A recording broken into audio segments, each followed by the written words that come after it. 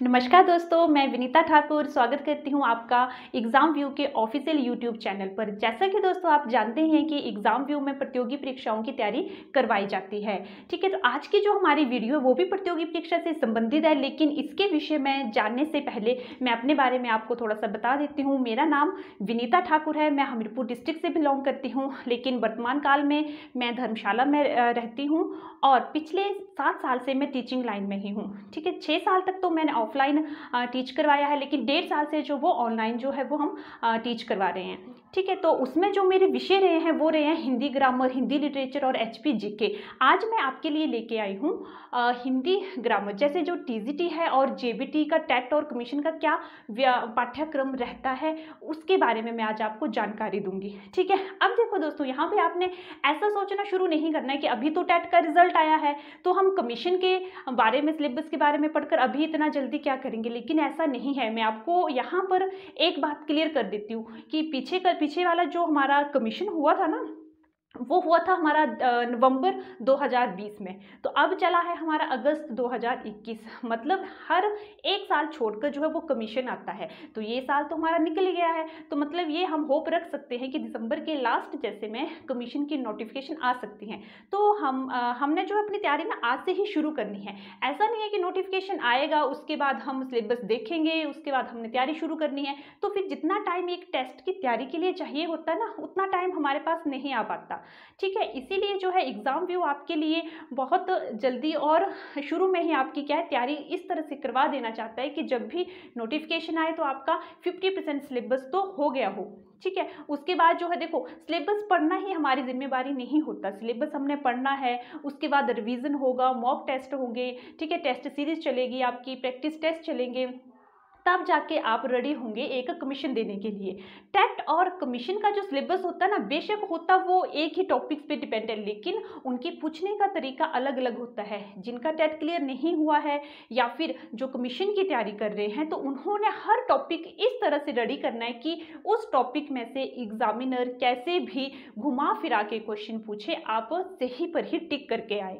ठीक है, तो मेरा जो विषय रहेगा टीजीटी और जेबीटी कमीशन के लिए, जो मेरा विषय रहेगा वो रहेगा हिंदी व्याकरण। ठीक है, वो कम से कम 20 नंबर का आपको आता है, तो 20 अंक का जो 20 क्वेश्चन आपको उसमें आते हैं, तो उसमें क्या करना है कि मैं चाहती हूँ कि आपके हर क्वेश्चन जो वो ठीक हो, 1 से 2 गलत हो जाए कोई बड़ी बात नहीं है, लेकिन आपके जो है वो कम से कम 18 तक ठीक होने ही चाहिए। तो हम इन जो भी टॉपिक है देख लेते हैं कि अब क्या क्या टॉपिक जो है वो उसमें आते हैं। ठीक है, फिर धीरे धीरे हम एक एक करके सारे टॉपिक क्लियर करेंगे। और मैंने जो है मैं कभी भी किसी, अभी इतनी बुक्स वगैरह पढ़ रखी है हिंदी व्याकरण की, तो मैं कभी भी बुक से नहीं पढ़ाती, तो मैं अपनी जो बनाई हुई सरल भाषा में आपकी परिभाषा है, परिभाषा होगी, ट्रिक होगी, सब कुछ हम एक साथ लिख के चलेंगे। ऐसा नहीं है दोस्तों कि जैसे आजकल ट्रिक का बहुत चलन चला है तो हम ट्रिक के पीछे ही पड़े रहेंगे, ऐसा नहीं। ये एक लैंग्वेज है, ये बिना व्याकरण की नहीं चलेगी। ठीक है, तो हमने व्याकरणिक नियमों को भी ध्यान में रखना है और साथ साथ में मैं आपको ट्रिक भी करवाऊंगी। फिर डिपेंड करता है आप पे कि आप कौन सा ऑप्शन लेते हो, ट्रिक के साथ करना सही लगता है आपको या फिर व्याकरण नियमों के साथ। लेकिन मेरी मानो तो हम दोनों करेंगे। अगर व्याकरणिक नियमों में आप अटक गए कहीं तो आपके ट्रिक साथ दे, ट्रिक में अटक गए तो आपका व्याकरणिक नियम वहां पर हेल्प करे। ठीक है, तो एक बार हम रीड कर लेते हैं इन टॉपिक को, फिर उसके बाद में आज तो हम पाठ्यक्रम ही करेंगे कि कौन कौन से आते हैं, उसके बाद जो नेक्स्ट वीडियो होगी वो हमारी एक एक टॉपिक पर आपको डेली मिलती रहेगी आपको। ठीक है, तो फर्स्ट देख लेते हैं कौन सा टॉपिक है हमारा।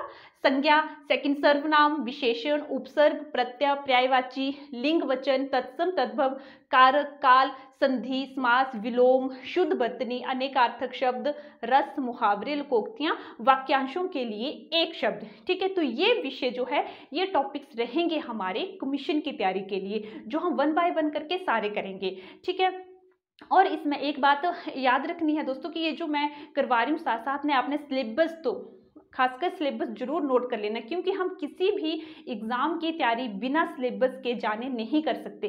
अगर आपको सिलेबस के बारे में पता है कि हमें इस टॉपिक से इतने क्वेश्चन या इस टॉपिक से इतना मटेरियल पूछा जाता है, तो आपका टेस्ट 100% जो है वो क्लियर होता ही होता है। ठीक है, अब देखो मैं अब ज़्यादा तो नहीं आज हम करेंगे, पाठ्यक्रम ही हमने देखना था, लेकिन फिर भी मैं आपको थोड़ा सा बता देती हूँ कि हम किस तरीके से आगे पढ़ना जारी रखेंगे। ठीक है, तो देखो सबसे पहले स्टूडेंट्स जो जहाँ को प्रॉब्लम प्रॉब्लम आती है वो पता कहाँ पे आती है, ये भेद, जब भेद पूछे जाते हैं कि संज्ञा के कितने भेद है, सर्वनाम के, विशेषण के, कारक के, काल के, ठीक है, तो वहां पे बहुत कंफ्यूज हो जाते हैं कि हम कैसे याद रखें, 4 भेद है, 6 है, क्योंकि इनके भेद ही ऐसे होते हैं, कईयों के 3 है, 4 है, 6 है, तो याद करना जो है थोड़ा सा मुश्किल हो जाता है। तो देखो व्याकरणिक नियमों के अनुसार भी और ट्रिक के साथ भी हम करेंगे।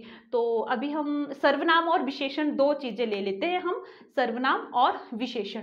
तो जैसे सर्वनाम है, ठीक है, और विशेषण, इसमें तो मतलब मैं बोलती हूँ कि आज तक जितनी भी चेकिंग हुई है उसके एक्सपीरियंस के अनुसार मैं बोलूँ तो 100 में से जो 90 स्टूडेंट्स है वो गलत करके आते हैं भेद, कि सर्वनाम के कितने भेद है, विशेषण के कितने, एक के 4 भेद होते हैं, एक के 6, स्टूडेंट्स कंफ्यूज हो जाते हैं, सर्वनाम के 4 भेद, विशेषण के 6 लिख के आ जाते हैं, ठीक है। अब मैं आपको ऐसे इस तरीके से करवाऊंगी कि आप कभी भी और लाइफ भूल ही नहीं पाओगे कि सर्वनाम के कितने भेद होते हैं, विशेषण के कितने होते हैं। देखो अब जब सर्वनाम है आपका और विशेषण, तो सर्वनाम क्या होता है ये तो मैं सारा आपको क्लियर करवाऊंगी जब हमारी नेक्स्ट वीडियो इनके टॉपिक के ऊपर एक एक सिंगल वीडियो आएगी, ठीक है। अभी तो मैं आपको बस थोड़ा सा ऐसे बता रही हूँ कि हम किस तरीके से करेंगे नेक्स्ट स्टडी, ठीक है। तो जो देखो सर्वनाम है हमारा, अब देखो इसमें आपने ट्रिक, अगर ट्रिक के अनुसार करना है तो आपने ट्रिक इसका याद रखना है। सर्वनाम का जो मेरा ट्रिक है, और ये ट्रिक आपको यूट्यूब पर कहीं भी नहीं मिलेंगे, क्योंकि ये मेरे अपने बनाए हुए ट्रिक है, जिससे बच्चे जो है वो हमेशा याद रखें कि इनके भेद जो है वो किस तरह से आते हैं। जैसे अब हमारा सर्वनाम का भेद है, तो इसके लिए जो हमारा ट्रिक है ना वो ऐसे है, अपना सपना, ठीक है, ये है हमारा सर्वनाम का भेद है, अपना सपना। अगर आपको ये 2 शब्द याद है ना तो आप इनको काउंट करके ही पता कर सकते हो कि सर्वनाम के कितने भेद है, 1 2 3 4 5 6, ठीक है, ये 6 है हमारे पास, 1 तो मतलब कितने आगे हमारे भेद, 6 भेद आगे हमारे, ठीक है। अब आप इसमें से देखो एक एक भेद निकले, इसको हमने कैसे अप्लाई करना है ये मैं आपको वीडियो में बताऊंगी। जब भी हमने सर्वनाम करना है तो मैं बताऊंगी कि अ से कौन सा भेद बनता है, प से कौन सा बनेगा, ठीक है, और न से कौन सा बनेगा, स से, प से, ना से, ठीक है। अगर आपको याद होंगे तो आपको अभी आइडिया लग गया होगा कि अपना सपना से कौन कौन से हमारे और कैसे कैसे भेद बन रहे हैं, ठीक है। नेक्स्ट है हमारा विशेषण। तो विशेषण का जो मेरा ट्रिक रहता है, हमेशा मैं स्टूडेंट्स को बताती हूँ, तो वो आता है हमारा गुप्त सास, ठीक है। क्या भेद आता है, गुप्त सास होता है। इससे भी आप देखो अगर आप काउंट करें तो हमारे 1 2 3 4, ठीक है, आधा है, इसको हम नहीं काउंट कर रहे, तो 1 2 3 4, देखो 4 वर्ण है, मतलब जो हमारा विशेषण है उसके कितने भेद आ गए, हमारे 4 भेद आ गए। मतलब आपको एटलीस्ट ये तो क्लियर हो गया कि हमारे भेद जो है जिस तरह से आते हैं 6 और 4 ये किस तरह से आते हैं, ठीक है। इस ट्रिक के अनुसार अपना सपना तो मतलब सर्वनाम के 6 भेद, और गुप्त सास आ गई हमारे, तो इसमें आगे विशेषण, तो इसमें भी हम करेंगे सारे, ठीक है। देखो जैसे ग है, चलो इसका मैं थोड़ा सा बता ही देती हूँ आपको। देखो ग है तो ग से आ जाता है हमारा गुणवाचक, ठीक है, क्लियर हो गया। ग से क्या आ गया, गुणवाचक। आगे क्या है हमारा प से क्या आ जाएगा दोस्तों, परिमाणवाचक, आ गया ना, परिमाणवाचक। अब सा से क्या आ जाएगा, सार्वनामिक, आ गया ना, सार्वनामिक। अब देखो आगे ये है स हमारा, तो स से क्या आ जाएगा, संख्यावाचक, संख्यावाचक, ठीक है। देखो इसी तरह से हमने ये सारे ट्रिक, और हर विषय के ऊपर व्याकरणिक नियम भी मैं आपको पूरी व्याख्या करवाऊंगी उनकी, और ट्रिक भी हम अपने साथ साथ ही लेंगे, ताकि आपको दोनों जो है वो इजी लगे, और जो भी आपको सही लगे उसको आप यूज करें, ठीक है। हमारा तो मकसद होता है देखो दोस्तों टेस्ट क्लियर करना, ठीक है। व्याकरणिक जो नियम है उनको भी आप याद रखो, और जो ट्रिक है उनको भी आपने याद रखना है। अब अगर आपको ये ट्रिक याद रहेंगे, सर्वनाम, अपना सपना, विशेषण, गुप्त सासी, तो आप मुझे कभी भूलते ही नहीं है, ठीक है। तो आप कभी भी कंफ्यूज होंगे ही नहीं कि सर्वनाम के कितने भेद है, इसके कितने भेद है विशेषण के, ठीक है। ये तरह से इस तरह से याद रहेंगे तो एक एक अप्लाई करना आपको अपने आप ही आ जाएगा, ठीक है दोस्तों। तो ये थी दोस्तों आज की मेरी वीडियो। अब देखो ये जो हिंदी का विषय, इसको संधि जो है ना सबसे संधि और समास सबसे डिफिकल्ट टॉपिक माना जाता है, लेकिन मैं बोलती हूँ कि हिंदी में सबसे इजी टॉपिक यही है, जो टॉपिक है यही सबसे इजी है। बाकियों में अगर कोई कंफ्यूज हो जाए मान सकती हूँ, लेकिन संधि और समास जो वो सबसे इजी होते हैं। मैंने इस तरह से आपको सरल भाषा में मैं आपको समझाऊंगी, विद ट्रिक हम करेंगे, जिससे आपको कभी भी संधि पहचानने में मुश्किल होगी ही नहीं, चाहे संधि करना होगा चाहे संधि विच्छेद करना होगा।